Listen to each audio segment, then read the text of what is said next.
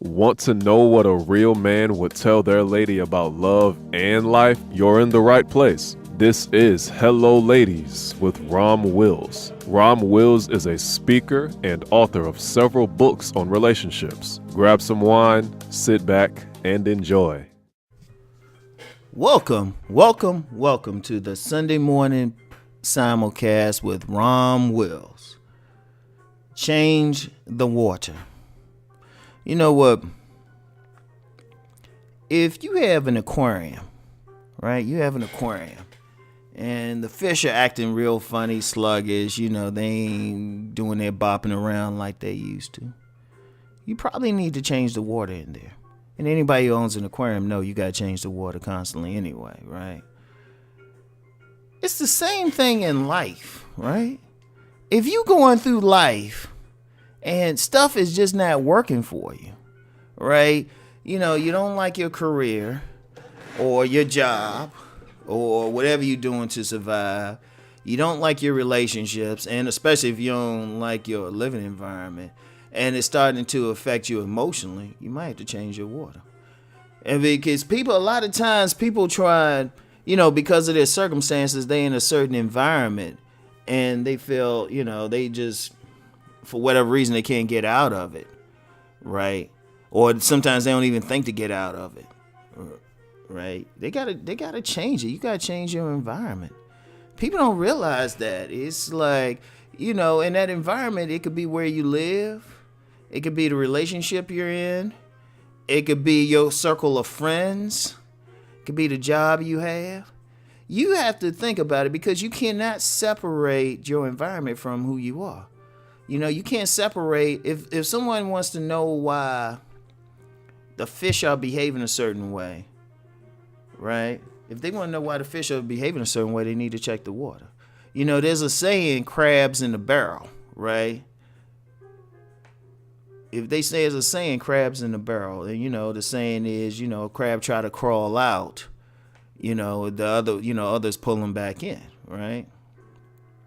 And really, those crabs are pulling them back in because they're trying to get out. But why are they trying to get out at first? Because their environment's very hot.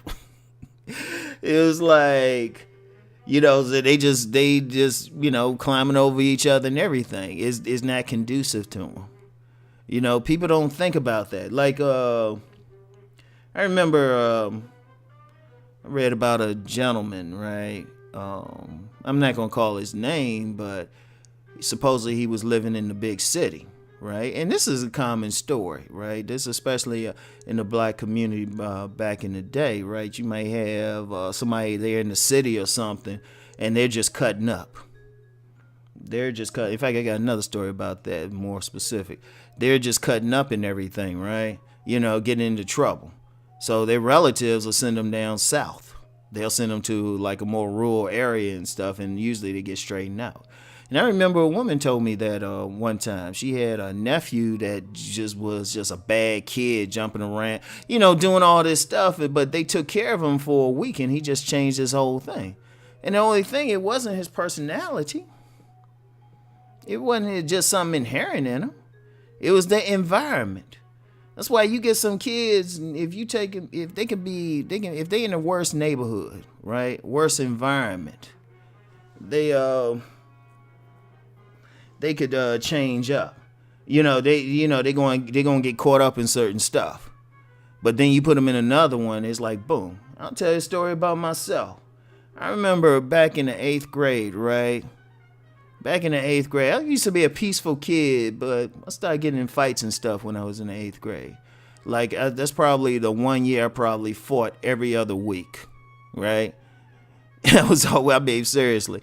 And I remember a teacher said, this is going to be the worst report card of your life. Because I was like that smart, studious kid, right?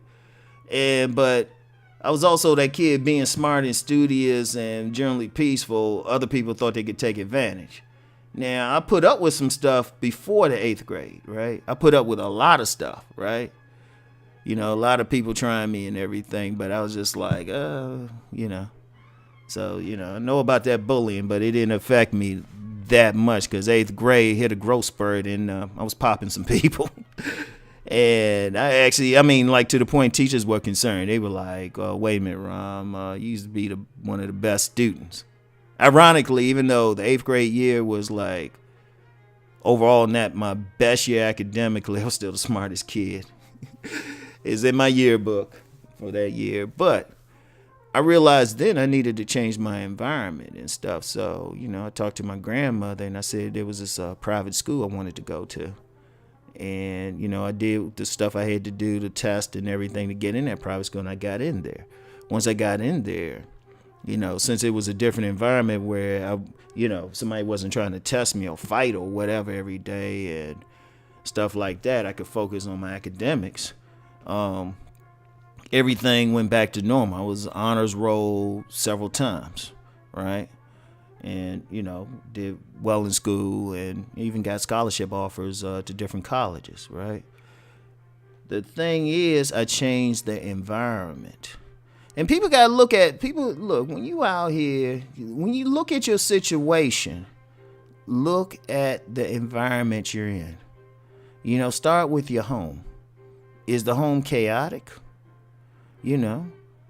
Or is it peaceful?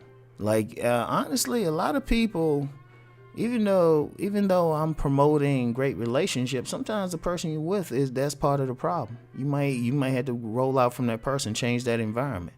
Now, if they not their problem and it's still stress, then y'all might have to move. Or if the stress is coming from your job, you need to seriously look for another job, because that's affecting you. Or if you got a bunch of friends who bring in nothing but drama, you're going to have to change it.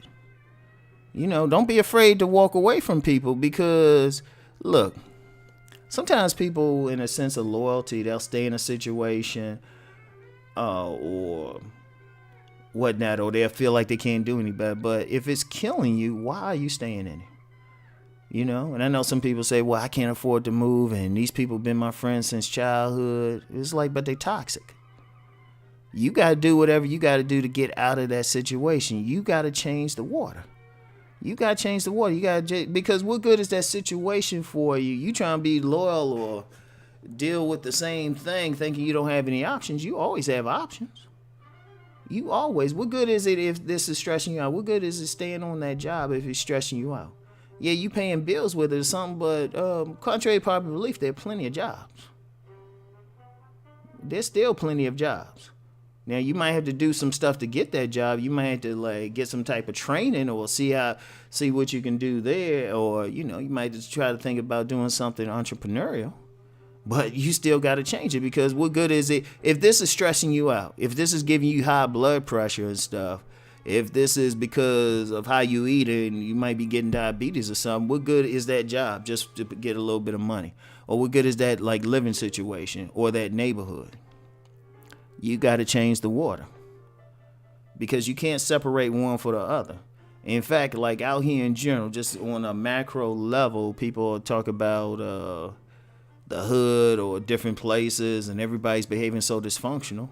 Where they living at? You can't just say, because I guarantee, if you take the same person and put them in another environment in some different type of water, they'll gradually change up, right? They'll gradually change up, and that happens a lot. That's why you get a lot of people who come out of bad neighborhoods and they will never go back, because they realize they seen something different. They seen a different environment. It wasn't conducive. You can't separate the water from the environment. If people, even with I'm known for talking about relationships. The one thing we got to talk about, the environment that these relationships are happening in. A lot of relationships break up because of we don't have the communities we did. A relationship is supported by an entire community. Even families and stuff. Families are raised, children, they say it takes a village to raise a child. If you got a strong community, the children come up better. It's not just the parents. When I was young, every adult in the places I lived from, up to the age of 18, 2 different major neighborhoods, right? All the adults were your parents. All the adults could correct you. Now we got situations now where a person might not know the neighbor on the other side of their neighbor. They might know their immediate neighbor, right? But that's the environment. So if we want to change things, you want to change stuff in your own life, change the water you're swimming in. All right? So that's it for today. I'll talk to y'all later. Keep rising and transforming.